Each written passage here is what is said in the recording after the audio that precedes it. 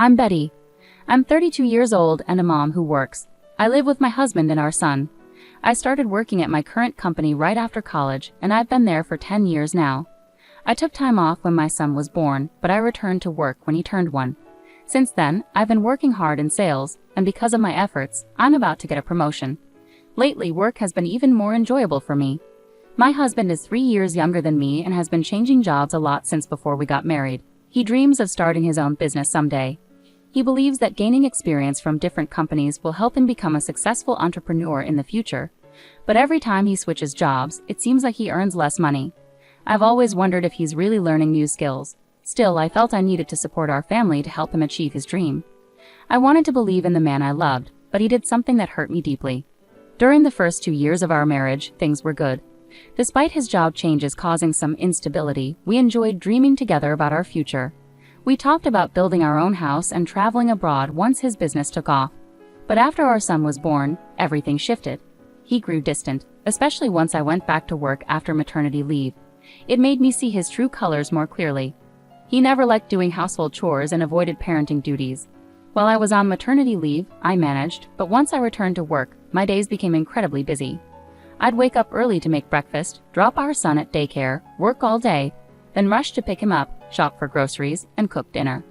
I was always on the go, wishing for help that never came. Despite having more free time, my husband refused to pitch in, even to drop our son off at daycare. When I asked, he worried it might look like he wasn't busy enough at work.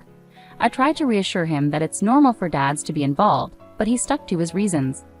To avoid arguments, I ended up shouldering everything between my early mornings, overtime at work, house chores, and childcare duties. I felt like I was being pulled in all directions, but I kept going for the sake of my family. It would have been helpful if someone could have talked sense into my husband. The only person he seemed to respect was my father-in-law, Phil, but unfortunately he was working in another state. Phil always understood and supported me, praising me for balancing my job and household chores, even during my pregnancy. However, shortly after our son was born, Phil was transferred far away, leaving his wife, Mill, at their home. Unlike Phil, Mill was more lenient with her son and always took his side, offering little help to me. As someone who had been a housewife for a long time, Mill seemed to disapprove of me continuing to work after having a child. Perhaps she was also bothered by her son's unstable job history. She didn't like that I, as his wife, was achieving success at work.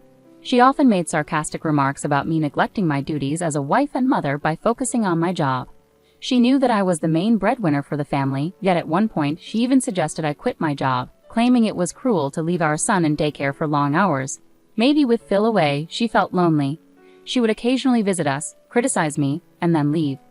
It was really tough being criticized constantly, but I tried to understand that older people with traditional views might find it hard to accept my choices. I tried to accept it, but it hurt. What hurt even more was that my husband seemed to resent my success at work. When I got a raise because of my hard work, his response was just an indifferent, okay. It saddened me that he couldn't even congratulate me. Things got worse when he started criticizing me, accusing me of becoming arrogant just because I earned a bit more. Both he and my mother-in-law kept finding faults with me. I began questioning why I was putting in so much effort every day and even started regretting marrying him. To add to my worries, my husband started coming home later and later from his factory job, sometimes not until late at night. He was supposed to finish work at a specific time, but he often had excuses for being late. Whenever I asked why, he'd get defensive, so I stopped pressing him. But his strange behavior made me suspicious. Then one evening my mother-in-law unexpectedly showed up at our house, as she often did without notice. That day had been particularly exhausting for me after a busy day preparing for my son's field day, working overtime, and getting up early to make lunches. All I wanted was to rest early for an important business meeting the next morning. My son was already in bed by the time she arrived, but her presence meant I couldn't just go to sleep. Feeling obligated, I dragged myself to the kitchen to make coffee for my mother-in-law. Suddenly my husband grabbed my arm, surprising me. He offered to do it himself, which was rare because he usually left all the household chores to me, no matter how tired I was from work. I thought he was just showing off in front of my mother-in-law, pretending to be helpful. I tried to ignore him and continue, but he held onto my arm firmly and insisted that I sit and rest, possibly guiding me to the couch. I felt stuck. If I let him make the coffee, my mother-in-law might criticize me for bossing him around. However, to my surprise, even she told me to relax and let him do it, smiling at me. While I talked with her, my husband went to the kitchen and started making coffee. I couldn't shake the feeling that something was off. It was unusual for both of them to be so kind suddenly. What was going on today? As I wondered, my husband brought over a tray of coffee cups with a smile and offered me one. I thanked him but kept watching him closely. He kept glancing at me, and even my mother-in-law seemed unusually restless. Something was definitely not right. As I lifted the cup to take a sip, I suddenly realized they were up to something. There was a hidden motive behind their sudden kindness, and I wasn't going to fall for it. I decided it was time to take action. All right, they better be prepared. I'm not holding back anymore. I held up the cup in front of me and paused just before drinking. Turning to my husband, I asked casually, "Do we have any cookies? Should we bring some out?" It was unusual for him to serve snacks to guests, but since he had insisted I relax, he would have to get the cookies. At first he seemed confused, but as expected he nodded and went to the kitchen to fetch them. My mother-in-law apologized and followed him to the kitchen. This was my chance. When my husband returned with the cookies, I finally took a sip of my coffee. My mother-in-law sat beside me and started drinking her coffee too. We chatted for a while, and I showed her a video of our son's field day.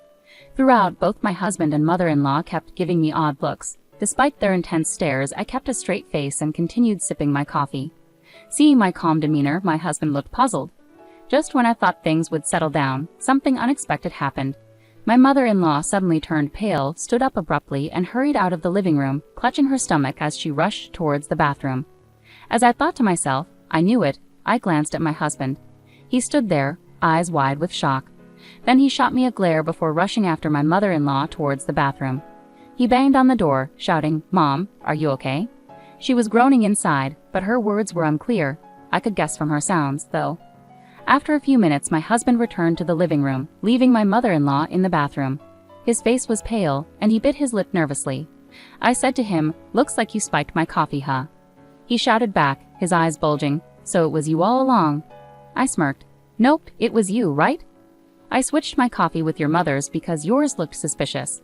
"You're awful for suspecting me like that," he retorted. "Well, who's really the awful one here? I bet you put laxatives or something in there, didn't you?" There was some strange powder on the rim of the cup. It was too obvious. The situation with the white powder in the cup my husband gave me raised red flags. If he had been someone who regularly made coffee, I might not have been suspicious. However, he never did household chores, and my mother-in-law tended to take charge. Their sudden niceness and insistence that I relax seemed too good to be true. I watched my husband closely and was cautious about the coffee he offered me. Eventually, he confessed. He admitted he had planned to sabotage an important business meeting I had the next day by making me sick. If their plan had succeeded, I would have had to cancel the meeting or risk embarrassing myself by needing frequent bathroom breaks, potentially damaging my reputation at work. Putting something in someone's drink is clearly wrong and could be considered a crime. Did they really dislike me so much that they would stoop to such a level?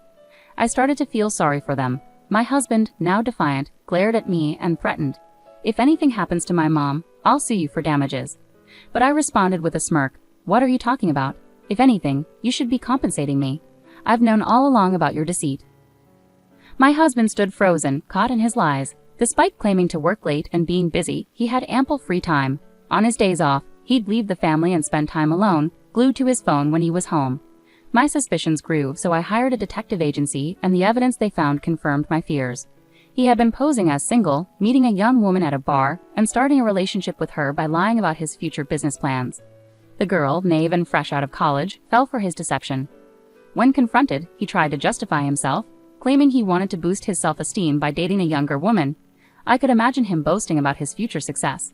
If he had so much time on his hands, he should have been putting more effort into his work. Maybe it was always unrealistic to expect my spoiled husband to start his own business.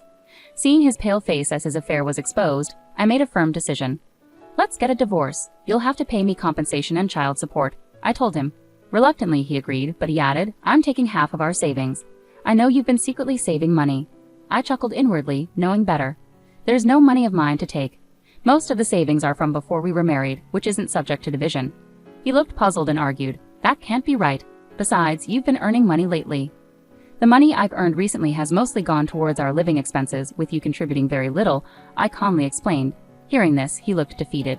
"And just so you know, all the furniture and appliances in this house were purchased with my money. You won't be taking any of it. Also, since the house lease is in my name, you need to pack your things and leave as soon as possible." Turning to my mother-in-law, who had just come out of the bathroom looking worn out, I told her, "I'll be informing your husband about this."